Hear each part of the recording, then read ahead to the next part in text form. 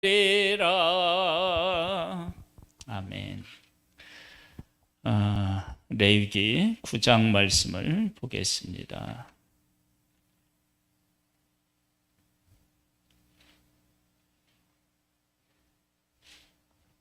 오늘은 레위기 9장하고 10장 두 장에 걸쳐서 말씀을 나누겠습니다.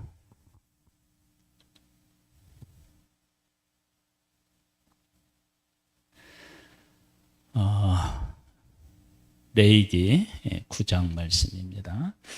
여덟째 날에 모세가 아론과 그의 아들들과 이스라엘 장로들을 불러다가 아론에게 이르되 속죄제를 위하여 흠없는 송아지를 가져오고 번제를 위하여 흠없는 순양을 여호와 앞에 가져다 드리고 이스라엘 자손에게 말하여 이르기를 너희는 속죄제를 위하여 순염소를 가져오고 또 범죄를 위하여 1년 되고 흠없는 송아지와 어린 양을 가져오고 또 화목제를 위하여 여호와 앞에 드릴 수스와 순양을 가져오고 또 기름 섞은 소제물을 가져오라 하라.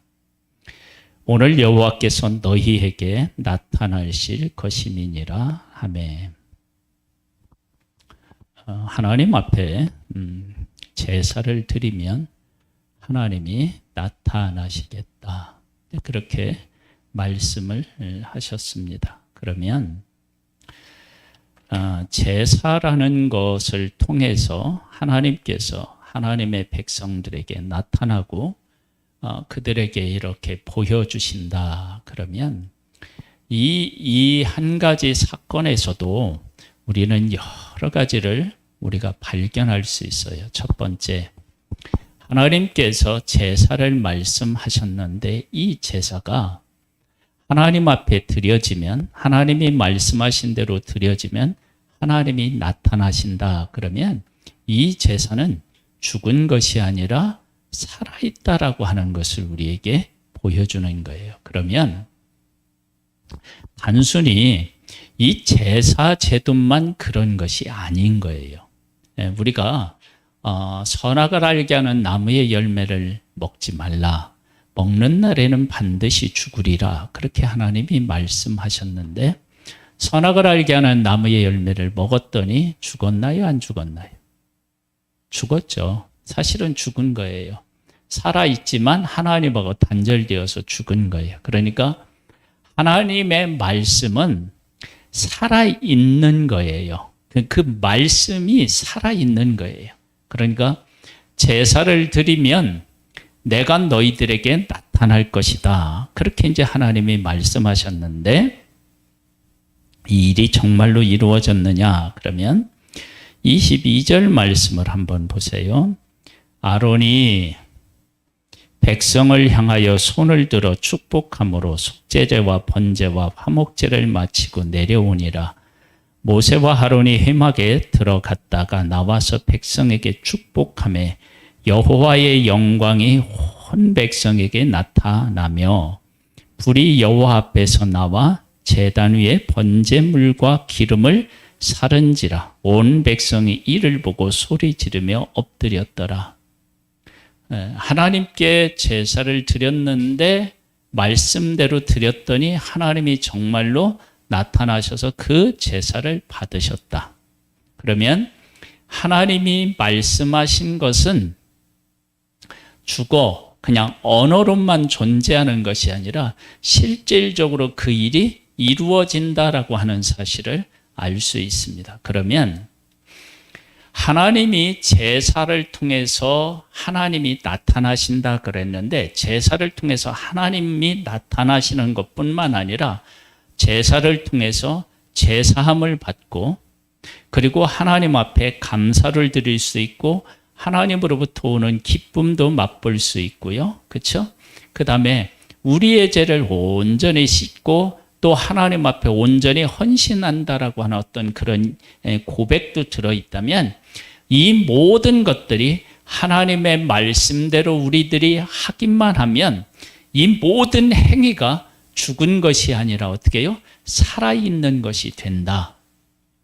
그러니까 내가 하나님 앞에서 하나님의 말씀대로 살면 신명기 28장 같은 경우는 하나님의 말씀에 순종하면 어떻게 돼요?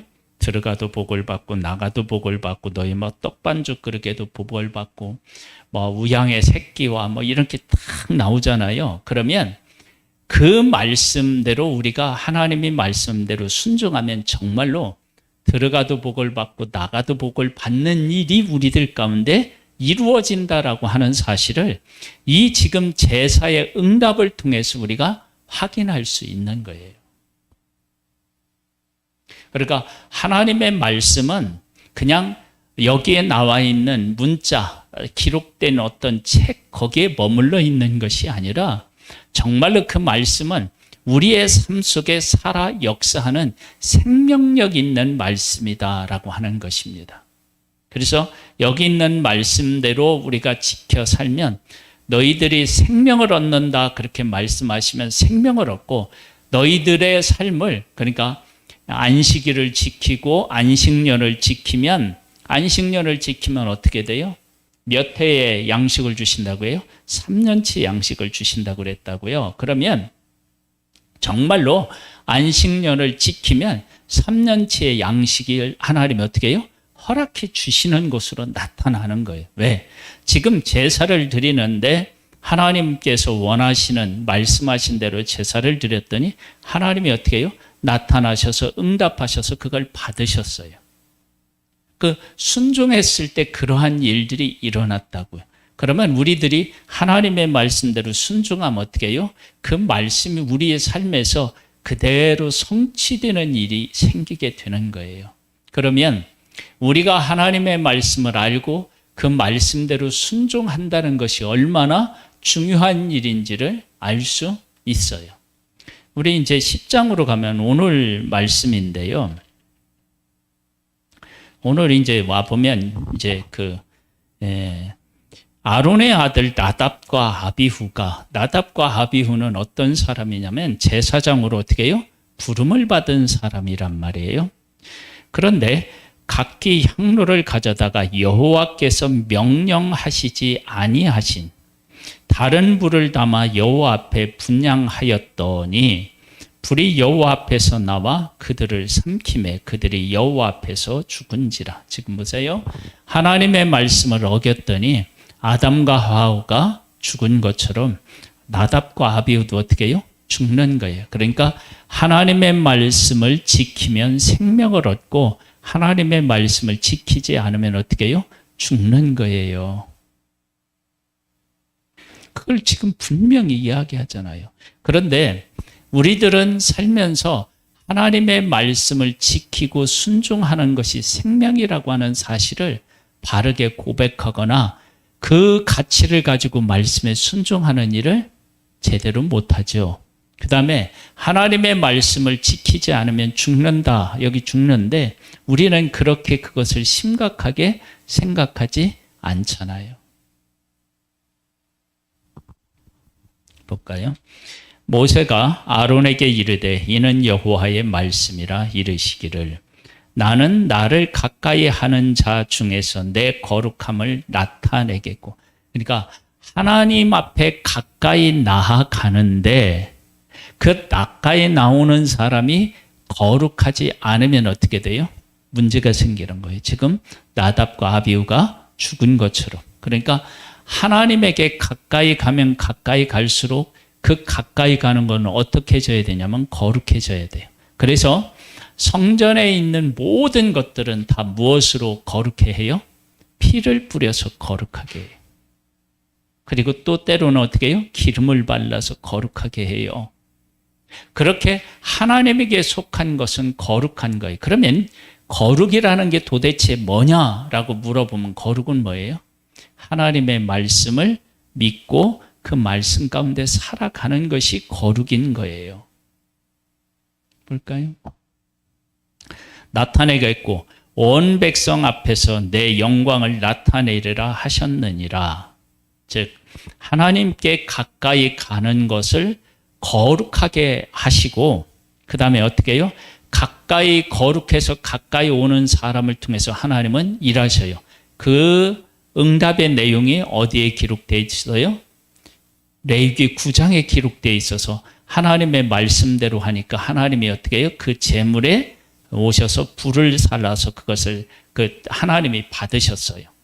불이 나와서 그 제물을 살랐어요. 근데 지금 불이 나와서 어떻게 해요? 다른 불로 드리는 사람을 살랐어요. 그리고 그들은 죽게 됩니다. 모세가 아론의 삼촌 운니의 아들 미사엘과 엘사반을 불러 그들에게 이르되 나와 너희 형제들을 성소 앞에서 진영 밖으로 메고 나가라 하매 누구를 메고 나가는 거예요? 나답과 아비후를 메고 나가는 거예요. 그들이 나와 모세가 말한 대로 그들을 옷 입은 채 진영 밖으로 메어내니 왜 진영 밖으로 내죠? 하나님 앞에서 거룩하지 않은 것은 다 진영 밖으로 어떻게 해요? 나가게 되어 있어요. 그리고 거룩하기 위해서는 어떻게 해요? 거룩하기 위해서는 성전으로 나아가야 되고요. 그리고 하나님께서 함께 하시는 그곳은 또 어떻게 해야 돼요? 거룩해야 됩니다. 모세가 아론과 그의 아들 엘르아살과 이다말에게 이르되 너희는 머리를 풀거나 옷을 찢지 말라. 그리하여 너희가 죽음을 면하고 여호와의 진노가 온 회중에게 미침을 면하게 하라. 보세요. 지금 나답과 아비후가 다른 불로 제사를 드렸더니 아버지 그리고 그 형제들이 슬퍼할 수 있어요? 없어요? 없어요. 왜 하나님은 슬퍼하지 못하게 했을까요?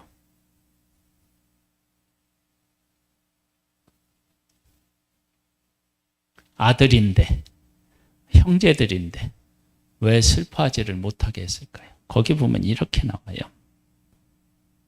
뭐라고 나오냐면 오직 너희 형제 이스라엘 온 족속은 여호와께서 치신 불로 말미암아 슬퍼할 것이 여호와께서 치신 불로 말미암아 슬퍼할 것이다. 그러니까 나답과 아비후가 죽어서 슬픈 것보다 더 큰 슬픔이 있다라고 하는 것을 우리에게 보여주고 있는 거예요. 그것이 뭐냐? 그러면 하나님께서 불로 사람을 치신 게 그게 더 슬픈 일이라는 거예요. 하나님은 불로 뭘 하고 싶으셨어요? 제단에 드리는 제물을 불살라 하나님의 백성들의 죄를 용서하고 하나님의 백성들과 하나가 되기를 원하셔서 불을 허락하시는데 그런데 그 불이 어떻게 해요? 제사장을 사르는 불로 바뀌었는데 그것이 하나님에게 아픔이었다는 거예요. 슬픔이었다는 거예요. 하나님께서는 불로 응답하여서 그 백성을 받아들이기를 원하셨는데 이들이 다른 불로 드림으로 말미암아 받아들일 수 없고 그것이 심판의 불로 바뀌게 되었으니까 하나님에게 그것이 큰 슬픔이었다. 그걸 깨달아 알아야 된다는 거예요. 그러면 앞으로 우리가 하나님의 말씀대로 살지 않아서 하나님이 주시는 복을 우리가 받아 누리지 못한다. 그러면 그것이 누구의 슬픔이겠어요? 우리에게도 손해이지만 누구예요? 하나님에게도 큰 슬픔이라는 거예요. 그러니까 내가 말한 이야기를 잘 듣고 그 말씀대로 살아서 내가 너희들에게 주고자 하는 복을 받아 누리는 것, 그것이 하나님에게는 그럼 뭐가 된다는 거예요? 큰 기쁨이 된다는 거예요. 근데 우리들은 지금 어떻게 살아가고 있느냐? 그러면 하나님의 말씀대로 살아서 하나님이 주시는 복을 받아 누리기보다는 하나님의 말씀대로 살지 못해서 어떻게 해요? 하나님이 우리를 치시거나 징계하시는 그런 일들로 인하여서 하나님에게 슬픔이 되게 만드는 거예요.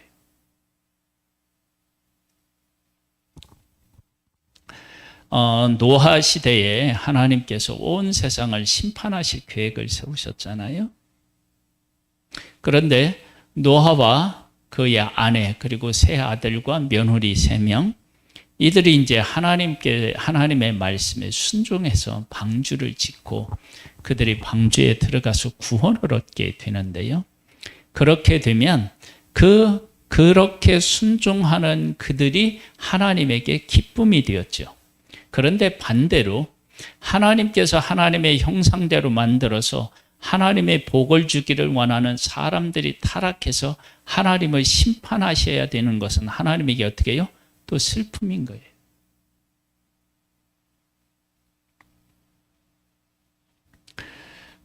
그러면서 이렇게 이야기를 이어나가고 있습니다. 여호와의 관유가 너희에게 있은즉 너희는 회막문에 나가지 말라. 그리하면 죽음을 면하리라. 그들이 모세의 말대로 하니라. 이제 8절로부터가 아주 중요한 내용이 나오는데요. 여호와께서 아론에게 말씀하여 이르시되 너와 네 자손이 회막에 들어갈 때에는 포도주나 독주를 마시지 말라. 그리하여 너희 죽음을 면하라. 이는 너희 대대로 지킬 영영한 규례라.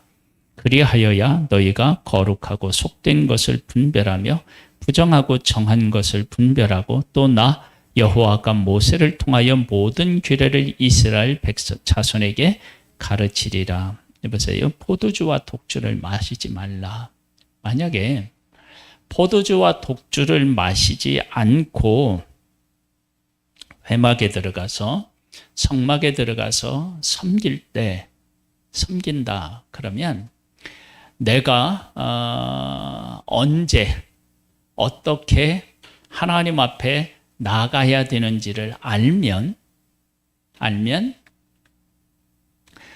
이때는 내가 마시지 말아야지 그렇게 할 수 있겠지만 우리가 이제 예수님이 태어나기 전 그 세례 요한이 먼저 태어나잖아요. 6개월 전에요. 그때 누구죠? 아버지가 누구죠? 요한의 아버지? 사가랴하고 엘리사벳인가요? 그 사람들이 사가랴가 하나님 앞에서 어떻게 해요?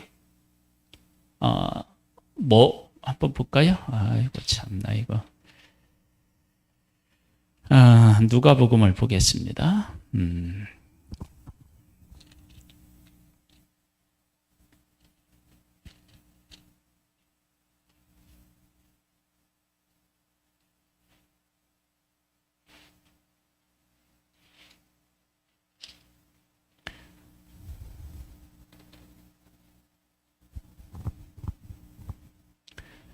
어, 8절 말씀에 보면 이렇게 나와요.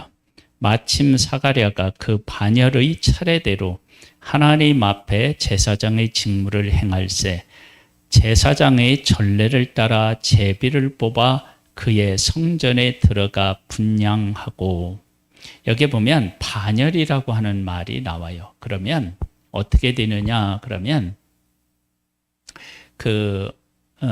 제사를 드리는 제사장이 있는데 어느 집안, 어느 가족인 언제, 어느 가족에는 언제 이렇게 정해져 놓는데 그런데 그 가족에 제사장이 한 명이 아니라 여러 명이 있으면 그 여러 명 중에 누가 제사를 드릴 것인지는 제비를 뽑는 거예요. 즉 이제 이걸 쉽게 얘기하면 이런 거예요. 지금 이 효성동에 여러 교회가 있어요. 그러면 이제 우리 교회가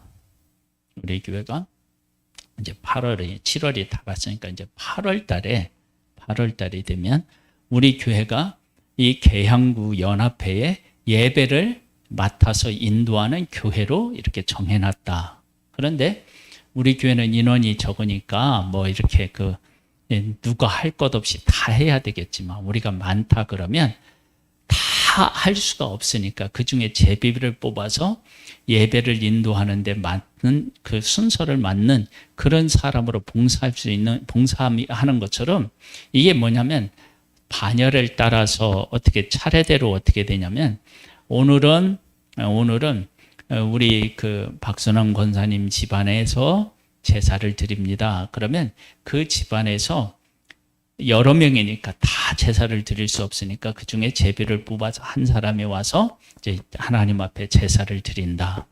그러면 이렇게 하나님 앞에 제사를 드리면 내가 드려야 될 차례가 되면 뭐를 안 해야 돼요? 포도주와 독주를 마시면 안 되는 거예요.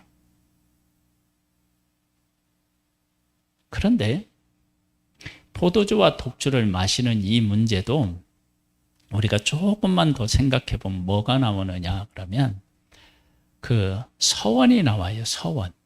나시린의 서원이라고 하잖아요. 그래서 하나님 앞에서 그 사람들은 뭐예요?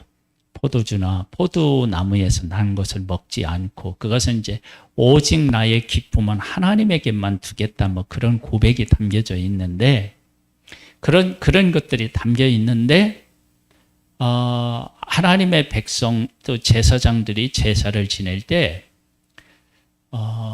우리 반열이 이번에 제사를 지낸다라고 할 때 내가 포도와 독주를 안 먹고 다른 때는 포도주와 독주를 이렇게 먹는다. 그런데 반열이 되어서 우리가 이제 하나님 앞에 세살. 그런데 뭐가 생각날 수 있어요? 포도주와 독주가 생각날 수 있어요. 그렇잖아요. 그래서 그런 경우는 어떻게 되느냐? 내가 하나님 앞에 온전히 드려지기를 원하면 어떻게 해요? 포도주와 독주를 어떻게 해요? 멀리할 수 있는 거예요. 왜? 하나님 앞에 어떻게 해요? 온전히 드리기 위해서. 근데 왜 이 얘기가 나왔느냐? 그러면 나답과 아비후가 다른 불로 하나님 앞에 제사 드리는 것이 무엇 때문인 것을 우리가 짐작해 볼 수 있어요? 술 때문이었다라고 하는 것을 우리가 짐작해 볼 수 있어요. 그런데 이것은 술에 대한 문제만 아닌 거예요. 우리가 어디에다 마음을 빼앗기면 진짜 해야 될 일을 제대로 하지 못할 수 있다고요. 그래서 하나님 앞에 나와서 예배를 드린다 그렇게 얘기할 때 예배 전이나 예배 후에나 어떤 중요한 일이 있다 그러면 예배에 집중을 할 수가 없다고요. 그렇죠? 그러면 예배를 내가 온전하게 하나님 앞에 드려야 되겠다 그러면 피치 못할 사항이 아니면 어떻게 해요? 예배 전과 예배 후에 어떤 급한 일에 대한 약속이라든지 이런 걸 어떻게 해요? 안 잡는 게라. 그런 게 중요한 거예요. 그렇게 해야 하나님 앞에요. 온전한 예배를 하나님 앞에 드릴 수 있습니다. 만일에 예배를 드리는데 내가 한 8시 정도에 끝난다. 그래가지고 내가 한 8시 15분쯤에 누구랑 약속을 잡았어. 근데 그날따라 우리 목사님이 설교가 좀 길어지는 것 같아. 그럼 어떻게 해요? 말씀이 안 들어오죠. 오늘따라 왜 목사님은 저렇게 막 설교를 길게 하신대. 막 그러면서 원망 불평에 나오지 말씀이 안 들어온단 말이에요.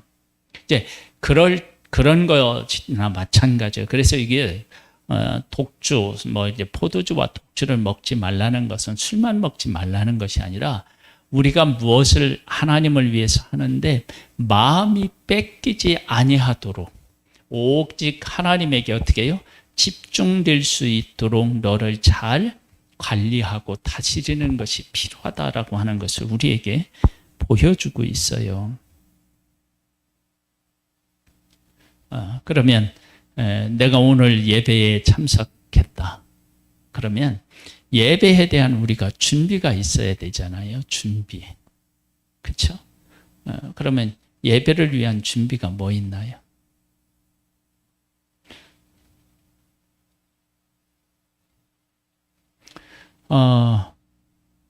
예배 전에 일찍 와서 기도로 준비할 수도 있고요. 수요 예배는 정확하게 본문이 요즘은 안 나가지만 보편적으로 이제 성경에 이제 무슨 어디를 나갈지가 나와요. 금요일 날은 어디예요? 예? 시편 몇 편이에요? 4편이죠. 예? 그렇죠? 그럼 시편 4편을 우리가 읽어보고 묵상해보고 그리고 참석하고 이런 것들이 있어야 돼. 그래서 이스라엘 백성들이 예배를 제사를 잘 드렸더니 하나님의 응답을 통해서 하나님이 말씀하신 것은 살아있는 것이고 말씀대로 살아가면 그 말씀에 대한 응답이 우리에게 있구나. 즉 그것을 통해서 이스라엘 백성들이 무엇을 깨달아야 되느냐? 하나님이 제사를 받으시는 그것만 깨달는 것이 아니라 삶의 현장에 가서는 하나님이 우리에게 이렇게 하라고 말씀하셨는데 그 말씀대로 살아가면 하나님께서 내 삶에 무엇을 하시느냐면 응답해 주신다. 그래서 정한 것과 부정한 음식을 가려서 먹으면 하나님께서 어떻게 해요? 그 말씀에 순종한 우리들에게 나타나시고 응답해 주시는 하나님이시구나. 그런 사실을 깨달아 알고 말씀대로 살아야 되겠구나 라고 하는 것을 고백하는 게 필요한 거예요. 그리고 말씀대로 하지 않으니까 어떻게 되세요? 나답과 아비요. 제사장임에도 불구하고 어떻게 해요? 죽는 일이 생겼다고. 하나님의 말씀대로 우리가 하지 않고 내 임의대로 하고 다른 것으로 하면 이렇게 죽는구나. 그래서 하나님의 말씀대로 살면 생명을 얻고 하나님의 말씀대로 살지 않으면 어떻게 죽는구나. 그러니까 하나님의 말씀은 우리의 뭐예요? 생명이 달려져 있는 문제구나 라고 하는 사실을 우리가 깊이 인식하고 그것을 하나님 앞에 어떻게 해요? 고백하는 것입니다. 이게 이제 우리들에게 필요한 거예요. 그래서 하나님은 보여주신 거예요. 제사를 바르게 드렸을 때 불로써 응답하시고 그 다음에 잘못 드렸을 때는 어떻게 해요? 불로써 사람이 죽는 거예요. 우리의 삶이 하나님 앞에 바르게 드려져서 하나님께서 살아계시고 말씀하신 것들이 우리의 삶에서 이루어지는 것을 경험하는 복된 우리들 되기를 주님의 이름으로 축복합니다. 이 얘기를 하고 끝내야 될 것 같아요. 예수님이 이 땅에 오셨잖아요. 이 땅에 오셔서 예수님이 하나님의 뜻대로 십자가에서 죽으셨어요. 그랬더니 하나님의 약속하신 대로 예수님을 어떻게 했어요? 다시 살리셨다. 그러니까 말씀대로 살면 죽어도 사는 길이 있는 거예요. 이것이 바로 하나님의 뜻이 가지고 있는 그 놀라운 능력이에요. 기도드리겠습니다. 하나님 아버지, 우리들 가운데 함께 하신 하나님을 찬양하고 찬미합니다. 말씀대로 순종하니 응답하셨고 말씀대로 살지 아니하고 불순종했더니 죽었습니다. 하나님의 말씀은 우리의 생명과 같은 것임을 고백합니다. 하나님이 말씀하신 것을 잘 우리가 기억하고 말씀대로 살아서 온 우주를 만드시고 지금도 역사하시는 하나님의 살아계심을 경험하는 우리들 되기를 원하옵고 예수님의 이름으로 기도드립니다. 아멘. 하늘에 계신 우리 아버지여, 이름이 거룩히 여김을 받으시오며 나라에 임하옵시며 뜻이 하늘에서 이룬 것 같이 땅에서도 이루어지리이다. 오늘날 우리에게 일용할 양식을 주옵시고 우리가 우리에게 죄 지은 자를 사하여 준 것 같이 우리 죄를 사하여 주옵시고 우리를 시험에 들게 하지 마옵시고 다만 악에서 구하옵소서. 대개 나라와 권세와 영광이 아버지께 영원히 있사옵나이다. 아멘.